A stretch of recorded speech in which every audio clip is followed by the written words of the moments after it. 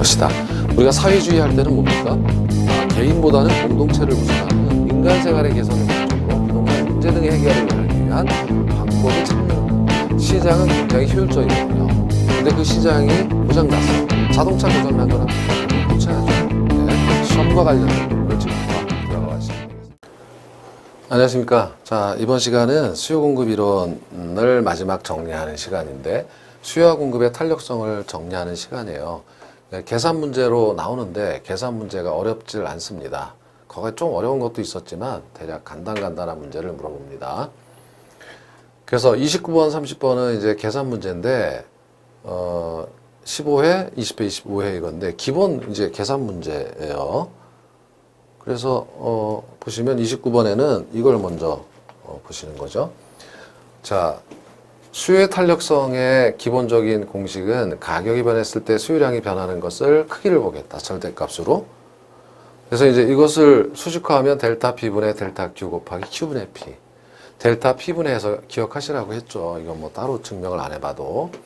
근데 지금 문제에서 보면 가격이 1,000원에서 1,400원으로 상승할 때, 그 다음에 수요가 줄겠죠. 수요량이 1,000에서 800으로 준다 이겁니다. 근데 이게 보통 최초의 값을 기준으로 해서 하는 것이 아니라 그것뿐만 아니라 최초의 값, 중간값, 최종의 값 이렇게 얘기한 거죠. 지금 델타 P는 어떤 거냐면 델타 Q는 200이죠. 절대값이니까 마이너스는 안 씁니다. 여기서도 1400이니까 400이죠. 400분의 200은 0.5입니다. 따라서 0.5 곱하기 Q분의 P만 하면 되는데 이 Q분의 P, 최초의 값. 자, 최초의 값은 1000. 얘를 기준으로 하면 Q분의 P. 그러니까 1이니까 그냥 0.5죠. 이런 식으로 한다는 거예요. 중간값은 이 사이의 중간은 1200이고 여기 중간은 900이잖아요. 그러면 중간값 Q는 900이고 P는 1200. 당연히 0.5 곱하기 이렇게 되는 거죠. 이렇게 곱하면 0. 몇이 됩니까? 0.667 반올림해서 이렇게 되고 최종의 값은 얘를 기준으로 하니까 더 커지겠죠. 자, 800, 1400입니다. 이렇게 해서 계산을 한다 이겁니다. 이렇게 하면은 가령 0.875 이렇게 나온다 이거예요. 그래서 20회 때는 중간값을 이용해 가지고 이렇게 계산하는 문제가 있었습니다. 그것이 바로 30번에 있네요, 문제가. 자, 30번 문제를 보면 30번 문제는 임대료가 9만 원에서 11만 원으로 상승했다. 그때 수요량이 줄었겠죠. 108제곱미터에서 92제곱미터로 줄었다. 이때 이제 중간점을 이용해서 탄력성을 계산하라 이런 문제입니다. 그럼 델타 P는 지금 델타 P는 2만이죠. 2만이 증가했고 절대값이니까 마이너스 안 써요. 16제곱미터가 줄었어요. 곱하기. 그리고 요 QP가 중간값이라는 거죠. 9하고 11과 중간은 10만입니다. 10만. 108하고 92하고 중간은 100제곱미터예요. 그렇죠? 그래서 8씩 떨어져 있죠. 그러면 이게 일단 이런 거 같은 건 다 지워지죠, 만자. 그럼 2분의 8은 2분의 16은 8. 8 곱하기 100분의 10은 여기 많이 지워지니까 0.1이죠. 그러니까 0.8이 됩니다. 탄력성은 0.8이 되는 거예요. 30번에. 0.8이 되는 거고 그 다음에 1보다 적으니까 비탄력적이죠. 그래서 답이 3번이 되는 겁니다. 그럼 지금 이걸 왜 이렇게 하는 건지를 한번 볼게요. 가격이 1,000원에서 1,200원으로 올랐다. 그럼 20% 올랐고 그때 1,000에서 수량이 900으로 떨어졌다. 그러면 10% 감소했으니까 20분의 10 하니까 0.5 이렇게 하면 되잖아요. 최초의 값일 경우에만 그래요. 최초의 값일 경우에는 이렇게 올랐을 때를 얘기하는 겁니다. 올랐을 때 수량이 줄었죠. 근데 예를 들면 거꾸로 하게 되면 최종의 값 같았는데 이렇게 올라가는 게 아니라 여기서부터 떨어진다고 가정하면 얘가 달라져요. 보세요. 이 퍼센트가 달라지잖아요. 1200에서 1000으로 가는 건 20%가 아니에요. 아까는 20%였는데 이 경우에는 16.7밖에 안 돼요. 그리고 1000에서 900은 10%인데 900에서 1000은 10%가 넘어요. 탄력성이 달라지는 거죠. A라 중간값을 기준으로 하자 그러면. 얘도 아니고 얘도 너무 들으니까 중간값을 기준으로 하는 것이 합리적이지 않냐. 이런 의미가 있다는 거예요. 자, 그리고 아울러 기울기, 탄력성과 기울기는 기울기가 완만할수록 탄력적이다 이렇게 얘기하는 겁니다. 그렇죠? 가파르죠 얘는. 예, 얘는 완만하죠. 그래서 기울기가 작을수록 탄력적이고 기울기가 크다는 것은 비탄력적인 거예요. 그 말은 가격이 똑같이 10원 하락했을 때 수요량이 증가하는 정도가 다르죠? 예, 탄력적인 경우와 비탄력적인 경우가 달라요. 완만해지면 완만해질수록 탄력 더 많이 변한다 이 뜻입니다. 자, 그리고 네 가지 형태, 완전 비탄력적일 때는 수직선, 완전 탄력적일 때는 수평선, 그리고 가파라질수록 이제 비탄력적으로 변하는 겁니다. 자, 그 다음 31번부터 38번 그리고 49번을 제일 끝에 26회 문제라 끼워놨으니 이거 하나 더 추가적으로 보자. 이제 가격 탄력성, 소득 탄력성, 교차 탄력성 이런 문제들이에요. 중요하죠. 거의 나옵니다. 자, 31번을 풀어보죠. 한 재화의 가격이 변할 때 다른 재화의 수요량이 얼마나 변하는지 나타낸 지표로서 한 재화의 수요량을 가령 X재 수요량의 변화율을 수요량의 퍼센티지 변화율이겠죠. 변화율을 다른 재화 가령 Y재의 가격의 변화율로 가격의 퍼센티지 변화율로 나눈 수치 이것을 바로 교차 탄력성이라고 한다. 그리고 교차 탄력성이 0보다 크면 대체 관계에 있고 그러니까 니은은 대체 관계고 0보다 적으면 서로 보완 관계에 있다 이렇게 되는 겁니다. 그래서 바로 이 내용이에요. 자, 보시면 X의 가격이 상승했는데 플러스죠. 근데 서로 대체 관계에 있다면 X제 줄이고 Y제로 갔겠죠. 그래서 Y제의 수요도 증가합니다. 그죠? 플러스예요. 이렇게 플러스 0보다 크면 서로 대체 관계에 있다 이렇게 얘기하는 거고요.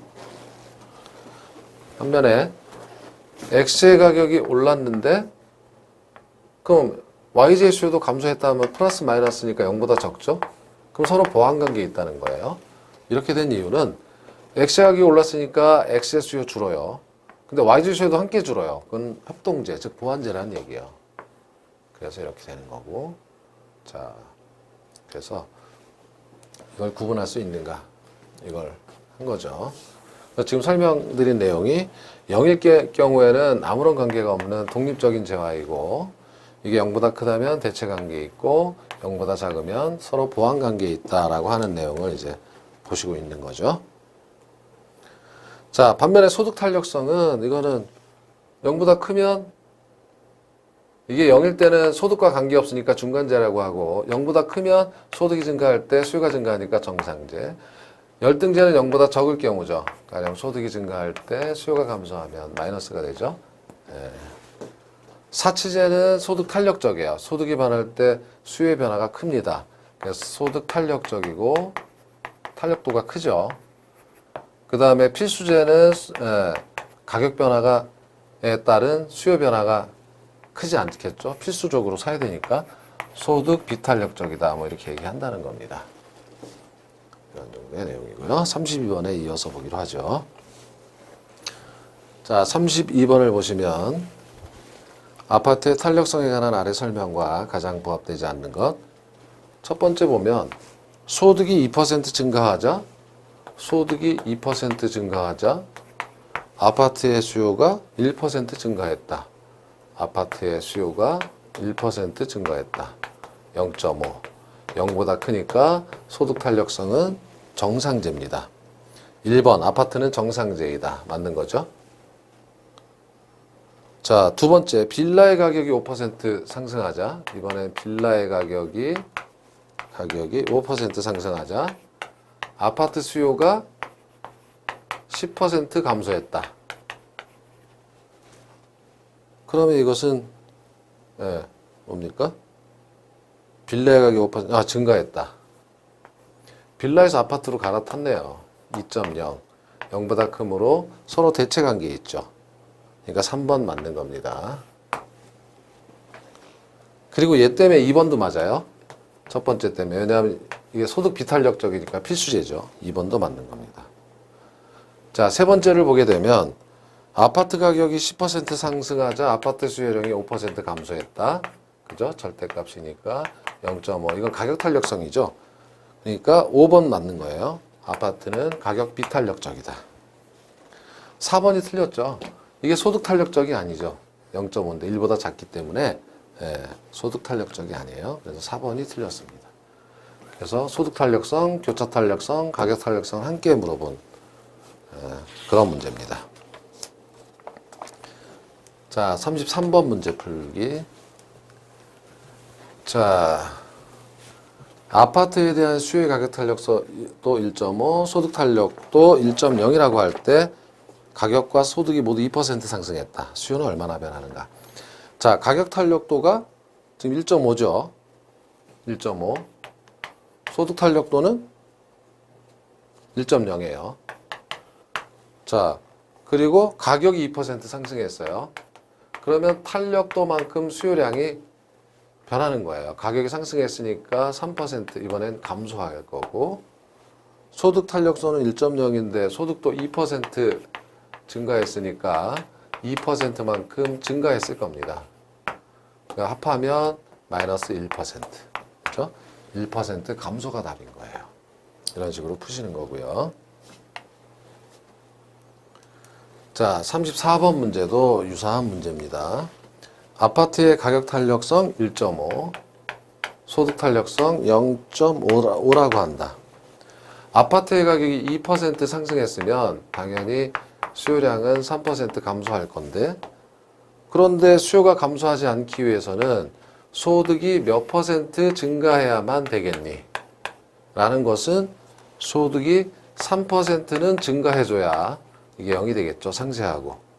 그러면 6% 증가해야 그 절반인 3%가 증가하겠죠. 따라서 답이 6% 이렇게 되는 겁니다. 5번이 답이 되는 거고요. 자, 35번도 다 유사한 문제들이에요. 자, 가격 탄력도 1.5. 이번에는 이제 교차 탄력도를 물어봤어요. 교차 탄력도는 2.0이라고 할 때, 자, 가격이 10% 상승했어요. 아이고, 그러면 망했네. 수요가 1.5배, 즉 15% 줄어듭니다. 근데 수요량이 전전과 똑같아지기 위해서는 이제 대체재 가격이 상승해서 해당 지하로 수요가 15%만 증가해주면 되잖아요. 그러면 그 빌라의, 그죠? 빌라의 가격이 얼마나 올라야 이렇게 되겠냐 하면 2배니까 절반만 오르면 되겠죠. 그러니까 7.5%만 오르면 그 2배만큼 수요가 증가해서 0이 된다. 상쇄하고도 이렇게 해서 답이 3번이 되는 거고요.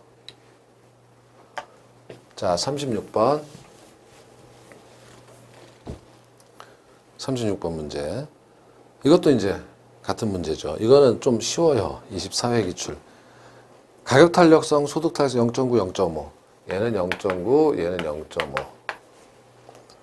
가격이 2% 상승하고 그러면 수요가 줄었겠네요. 얼마만큼? 2918, 1.8%만큼 줄었을 거고, 그 다음에 소득이 4% 증가했으면 0.5배만큼 수요가 증가했겠죠. 네, 절반이니까 2%만큼 증가했을 것이다. 상쇄하고 0.2%만 증가했겠죠. 그러니까 답이 0.2, 1번이 되는 겁니다. 뭐 이런 정도의 내용들이고요. 자, 37번 문제. 이 말로 된 문제네요. 말로 된 문제. 수요와 공급의 탄력성에 관한 설명 중 틀린 것은? 이건 좀 여러분 머리가 아프죠. 근데 가끔 나와요, 시험에서. 자, 1번을 보면 공급이 증가할 때, 자, 공급이 증가하면 당연히 가격이 하락하죠. 가격이 하락하면 수요가 증가할 텐데, 수요가 많이 증가하면 가격이 덜 하락하겠죠. 덜 내린다. 수요의 탄력성, 이런 뜻이고. 자, 2번 질문. 수요가 증가할 때, 당연히 수요가 증가하면 가격이 상승할 텐데, 가격이 상승하면 공급이 늘겠죠? 근데 공급이 많이 증가할수록 가격은 덜 오르겠죠. 공급 증가는 가격 하락 요인이니까. 그래서 가격은 덜 오른다.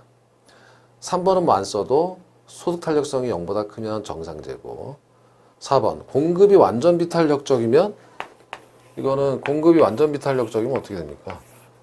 공급이 수요가 아무리 증가해도 수량은 변하지 않지만 가격은 상승하죠. 가격은 상승하는 거 맞아요. 5번. 수요가 완전 탄력적인 경우, 완전 탄력적인 경우에는 가격이 변하지 않는다 그랬죠. 그러니까 수요 곡선이 완전 탄력적이기 때문에 공급이 공급 곡선 무상이야. 아무리 증가해봤자 가격은 변하지 않아요. 그래서 5번이 틀렸어요. 공급이 증가하면 완전 탄력적인 경우는 가격이 변하지 않는다 했죠. 자, 이 내용들을 한번 정리를 머리 아프시겠지만, 그래서 결론은 탄력적일수록 덜 변하고 어떤 방향이든 비탄력적일수록 더 변한다는 거예요. 어떤 방향이든. 자, 공급이 증가, 이 그림 보지 마시고 어지러워요. 공급이 증가하면 가격이 하락할 텐데 그때 수요가 증가하겠죠? 수요가 많이 증가하면 어떻습니까? 가격이 상승 요인이니까 가격이 덜 하락해요.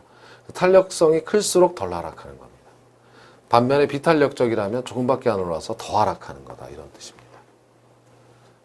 자, 이번에 공급이 감소할 때는 이번에 가격이 이번에 상승하는데, 그죠? 근데 가격이 상승하면 수요가 감소하겠죠? 그 수요가 감소하는 정도가 클수록 수요 감소는 가격 하락이니까 가격이 덜 하락하는 거죠. 예, 덜 상승하는 거죠. 비탄력적으로 더 상승하고. 자, 이거 굉장히 복잡해요. 이번에 수요가 증가할 텐데 이건 가격이 상승하겠죠? 가격이 상승하면 공급이 많이 증가할수록 가격이 덜 상승한다. 항상 이런 거예요. 그리고 수요가 감소한다. 그럼 가격이 하락하겠네. 가격이 하락하면 공급이 감소하겠네. 그죠? 가격이 떨어지니까. 공급이 많이 감소하면 가격이 덜 하락하는 거예요. 탄력적일수록 덜한 겁니다. 항상. 비탄력적일수록 더한 거고. 이런 식으로 직관적으로 이해해 주시면 되겠고요. 38번에요. 정부가 임대료 인하를 통해 임대주택 소비량을 10% 증가시키고자 하는데 수요 임대료 탄력성이 0.8일 때 적정한 임대료 인하율은 얼마여야 하는가. 그렇죠? 그러니까 지금 임대료 인하율, 가격 인하율이 몇 %인가. 근데 이때 탄력성이 0.8이라고 했죠. 그것이 몇 % 하락시키도록? 10% 하락시키도록. 수요를 10% 하락시키도록 임대료 인하율이 증가시키도록이죠. 예, 수요를 10% 증가시키려면 임대료를 인하해야 되는데 탄력성이 0.8일 때 얼마만큼 인하해야 10% 수요가 증가하겠니 문제잖아요. 그럼 이 인하율은 어떻게 됩니까? 10%를 0.8로 나누면 되겠죠. 그러면 12.5% 뭐 이렇게 바로 나오는 문제가 되겠습니다. 그렇죠? 네. 자, 다음은 맨 끝에 49번으로 먼저 가요. 왜냐하면 계산 문제를 미리 49번도 여기에 관련된 문제라 49번으로 넘어가서 자, 45쪽이네요. 45쪽. 자, X지역의 오피스텔 임대료가 10% 상승하고 오피스텔 임차 수요가 10% 감소하자. 지금 오피스텔 뭐 10분의 15, 1.5 이거는 볼 필요가 없는 거예요. 왜냐하면 오피스텔 임대료, 교차 탄력성을 보니까 오피스텔 임대료가 가격이라고 할게요. 10% 상승했다 이겁니다. 그때 소형 아파트 임차 수요가 5% 증가했다 이겁니다. 수요가 5% 증가했다. 그럼 일단 대체관계 있는 거 맞죠? 보기만 해도 오피스텔 가격 올랐더니 소형 아파트로 수요가 증가했다. 대체관계 있네. 탄력도 0.5죠. 플러스니까. 0보다 크니까 당연히 대체관계에 있는 겁니다. 그래서 답은 0.5 대체제. 이렇게 답이 4번이 되는 거죠. 자, 되셨고, 그 다음에 이제 39번부터 41번까지의 문제. 수요의 가격 탄력성과 총수요의 변화는 지문 속에 이제 자주 나오는 건 아닌데, 지문 속에 들어가 있었던 적이 있다. 그래서 39번을 보면, 아파트만 판매하는 공급업체가 아파트 가격을 20% 올렸어요. 매출액이 10% 감소했어요. 이게 웬일이래, 그죠? 가격을 20%나 올렸는데도 매출액이 감소하는 이유는 이 판매량이, 즉 수요량이 20%보다 더 많이 감소했기 때문이에요. 그죠? 가격을 올렸는데도. 그럼 망한 거죠. 탄력적인 거죠. 가격분의 수요량의 변화. 이게 탄력성이니까. 탄력적이라서, 그러니까 수요의 가격 탄력성은 1보다 크다가 답이죠. 탄력적일 때는 가격을 올리면 다 도망가요. 다 도망가. 수요가 다 빠져나간다 이겁니다. 자, 문제 40번을 한 번 더 풀어보면 같은 문제죠. 임대인이 임대료를 인상할 경우 총수입이 늘어날 것으로 예상된다. 임대료를 인상할 때, 자, 가령 10%를 인상할 때 수요가 10보다 적게, 가령 5%만 빠져나간다면, 자, 덜 빠져나갔으니까 수요, 가격 올린 것보다 덜 빠져나갔으니까 임대료 수입이 증가하겠죠. 이런 경우는 가격보다 덜 빠져나가야 되죠. 비탄력적일 때. 올려도 못 도망간다. 비탄력적이다. 그래서 답이 2번이 되는 겁니다. 자, 41번 문제를 보시면 41번 아파트 공급자 A는 자, 적자 폭이 커지자 판매가를 올렸냐 내렸냐. 빌라는 올려야 되냐 내려야 되냐. 근데 아파트는 탄력적이고 가령 아파트는 탄력적이에요. 수요가. 그리고 빌라는 비탄력적. 수요가 비탄력적이야. 빌라는 비탄력적이다.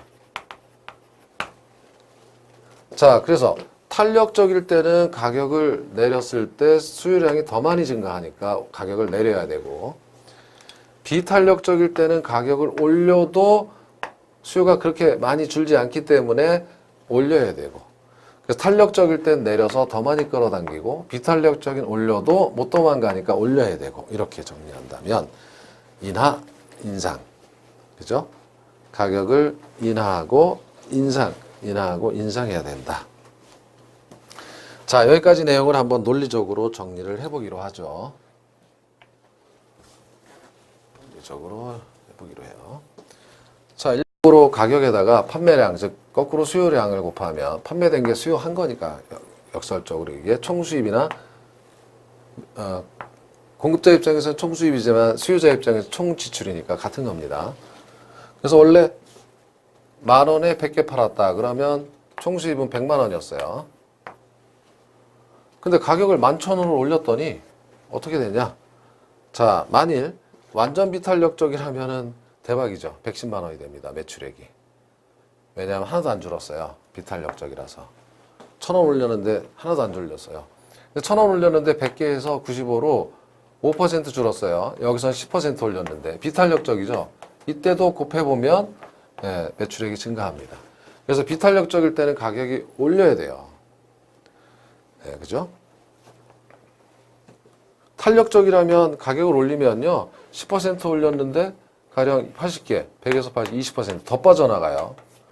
10% 올렸는데 20%나 나가. 탄력적일 때는 손해고 비탄력적일 때는 이익입니다. 가격을 올릴 때는. 반대로 가격을 떨어뜨려 봤어요. 자, 비탄력적일 땐 망해요. 수요가 증가해야 되는데 하나도 증가하지 않잖아요. 완전 비탄력적. 비탄력적일 때는 10% 떨어뜨렸는데 100개에서 100으로 5%밖에 증가하지 않으면 9,000 곱하기 105 해봤자 매출액이 오히려 줍니다. 그러니까 가격을 내리면 비탄력적일 때는 외부로부터 수요가 잘 안 들어온다는 얘기잖아요. 대체재가 없어서. 자, 그래서 탄력적일 땐 내려야 된다. 왜냐하면 내렸더니 10 내렸더니 여기 20%가 증가했잖아요. 100에서 120.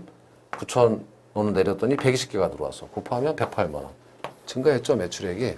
그래서 뭐 숫자로 한번 봤지만 직관에 의해서 자, 탄력적일 땐 내려서 더 많이 끌어당기고 비탄력적일 땐 올려도 못 도망가니까 올려라 뭐 이렇게 되는 거죠. 그래야 매출액이 증가한단다 뭐 이런 얘기가 되겠습니다. 자, 다음은 이제 42번부터 48번까지의 문제인데 공급의 가격 탄력성 결정 요인인데 이것도 꽤 중요한 편이죠. 그러니까 단일 문제라도 있지만 지문 속에 정말 자주 등장할 수 있는 문제의 비중이 그죠? 예. 자, 그래서 42번 문제를 풀어봅니다. 다음 중 수요의 가격 탄력성이 커지는 경우가 아닌 것은 자, 수요의 가격 탄력성이라고 하는 것은 아이고 여기 여기다 할게요. 가격의 퍼센티지 변화율분의 수요량의 퍼센티지 변화율 아닙니까? 그렇죠? 자, 지금 여기서 가격 탄력성이 커진다 라고 하면 가령 가격이 올라가는 경우를 가정하면 가격이 오를 때 수요가 많이 줄어야죠. 탄력적이잖아요. 예. 필수품보다는 가격이 이렇게 오를 때 수요가 조금밖에 안 준다면 얘가 10인데 얘가 20이고 그러면 탄력적이죠. 그런데 10을 올렸는데 5%밖에 안 준다 그러면 비탄력적이죠.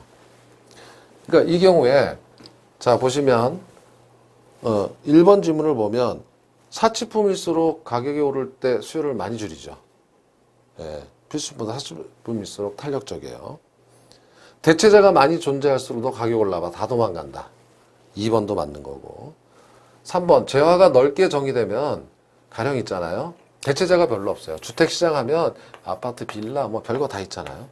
대체자가 없어서 가격, 주택 전체에 대한 가격이 올랐을 때 대체 대상이 뭐 동굴 뭐 이런 거밖에 없잖아요. 그러니까 수요가 잘 줄기 어렵지만 좁혀서 시장을 세분화해가지고 아파트 시장만 분석하면 좁게 정의하면 이제 빌라, 단독, 연립, 대체자가 많아졌죠. 가격이 올라도 이렇게 분석 범위에 따라 탄력성도 달라질 수 있어요. 그래서 이것은 시장이 좁게 정의될수록 그렇다 이거예요. 3번이 틀렸고요. 장기일수록 가격이 올랐을 때 장기, 얘는 단기예요. 수요를 많이 줄일 수 있어요. 그리고 5번 소득에서 차지하는 비중이 클수록 이렇게 많이 줄일 수가 있어요. 신경 많이 쓴다는 거죠. 네, 껌값 이런 건 잘 신경도 안 써요. 100원짜리 이런 건 그냥 사 먹습니다. 5원 올라도. 자, 그래서 답이 3번이 되는 거고요. 자, 43번. 42번 이쯤에서 정리를 한다 이거죠. 자, 아까 설명을 드렸기 때문에 대체자가 많을수록 가격이 올라갈 때 수요를 많이 줄일 수 있다. 장기일수록 그렇다. 필수품일수록 탄력적이다. 좁게 정의할수록 탄력적이다. 이렇게 설명을 드린 거예요. 43번. 주택 건설에 대한 수요와 공급의 임대료 탄력성에 관한 다음 설명 중 틀린 것은 자, 1번 지속적인 광고로 브랜드 가치가 높아질 경우 자, 지속적인 광고로 브랜드 가치가 높아졌다라고 하는 것은 이제 동급이 아니야. 나는 여러 회사들이 있었는데 나 혼자 확 튀어올랐어. 우리 제품 좋대. 대체재가 줄어든 겁니다. 그래서 탄력성은 작아지는 거예요. 2번 시장의 범위를 기준으로 할 때 일반적으로 주택시장은 아파트 시장보다 임대료 탄력성이 크다. 주택은 더 넓게 정의된 거고 아파트는 좁게 정의됐잖아요. 좁게 정의될수록 탄력성이 크다 했으니까 2번이 틀렸네요. 2번이 틀렸어요. 그래서 2번이 답입니다. 용도 전환이 용이할수록 자 공급의 탄력성은 커진다.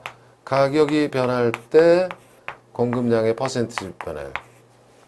가격이 증가할 때 어떤 주에 공급이 많이 증가할 수 있다는 것은 만약에 이게 연립주택이다. 이걸로 용도 전환이 용이하다면 더 많이 증가할 수 있다 이거죠. 탄력적이다 이 뜻입니다. 자, 그래서 3번은 맞고요. 4번 선호도의 증가. 선호도의 증가는 대체재가 주는 거 맞죠?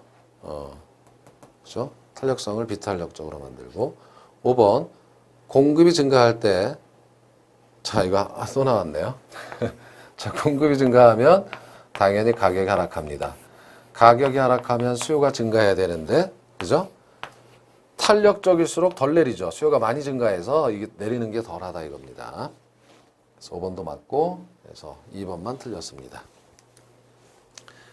자, 공급의 탄력성 결정 요인. 가격이 올라갈 때 가령 공급이 많이 증가될수록 생산 요소가 풍부하면 탄력적이고 걸리는 기간이 짧을수록 많이 증가합니다. 재고 조정, 재고가 딱 금방 사라지면 가격이 오르면 공급이 더 많이 늘어나고 장기에는 이렇게 많이 증가할 수 있다. 단기는 조금밖에 증가할 수 없지만 그래서 가로 4번이 자주 나와요. 이것이 공급의 탄력성입니다. 자, 44번은 수요와 공급의 가격 탄력성에 관한 물음입니다. 1번은 금방 했어요. 용도 전환이 용이할수록 공급의 가격 탄력성은 커진다. 2번 대체자가 많을수록 수요의 가격 탄력성은 커진다 그랬죠. 3번 공급의 가격 탄력성은 단기일수록이 아니라 장기일수록 커진다 그랬죠. 이건 자주 나와요. 그래서 3번이 틀렸습니다. 4번 생산 요소 가격 상승은 공급이 잘 안 되는 거죠. 그래서 비탄력적으로 만드는 거 맞고 5번 공급이 가격에 완전 비탄력적이고 공급이 가격에 완전 비탄력적 수직선이고 수요는 탄력적인 경우 그러니까 수요 곡선을 우하향하네요. 이때 수요가 증가하면 어떻게 됩니까? 가격은 당연히 상승하죠. 수량은 불변이겠지만. 그래서 3번만 틀렸습니다.